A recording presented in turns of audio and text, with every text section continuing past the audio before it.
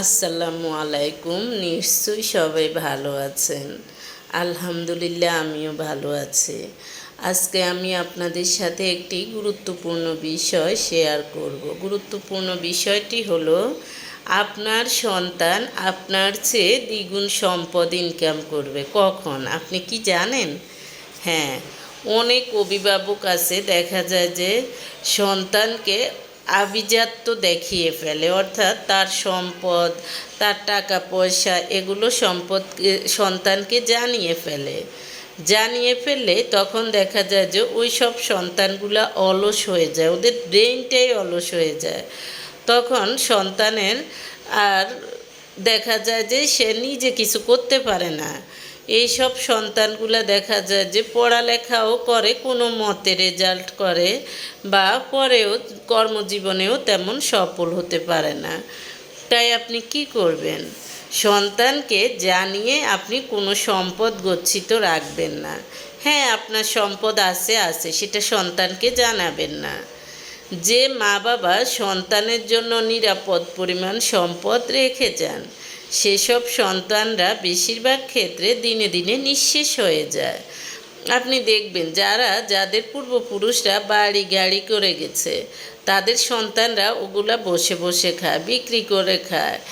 তারা দেখা যায় যে কিছু পরিমাণ, খুব কম ক্ষেত্রে দেখা যায় যে এরা উন্নতি করতে পারে, বেশিরভাগ ক্ষেত্রে এরা উন্নতি করতে পারে না।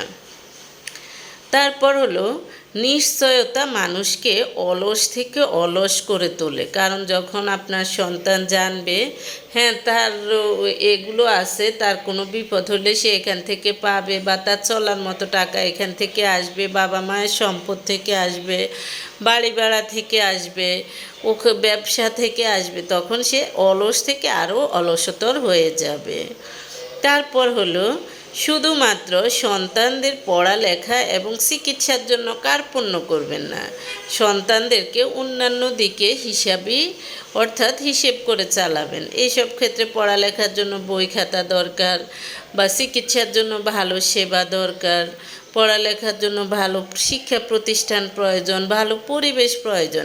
এই ক্ষেত্রে কার্পণ্য করবেন না। তারপর হলো আপনি যদি আপনার সন্তানের ভালো চান, তবে তাকে বুঝতে দিন যে সে একজন পূর্ণবয়স্ক মানুষ।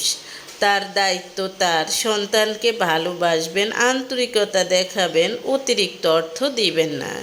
কারণ অতিরিক্ত অর্থ দেখা যায় যে সন্তানের মন মানসিকতা নষ্ট করে দেয়, তাকে অলস করে তোলে, সে পরিশ্রমী হয় না। একটা কথা মনে রাখবেন, পরিশ্রম সৌভাগ্যের প্রসূতি। পরিশ্রমী মানুষ পরিশ্রম করতে করতে একদিন না হয় একদিন সে সফলতা অর্জন করবেই। হ্যাঁ, ব্যর্থ হবে, বারবার ব্যর্থ হলেও ওইসব মানুষ সফল হবে। তবে পরিশ্রম করতে হবে জায়গা বুঝে, জায়গা মতো, যে সেভাবে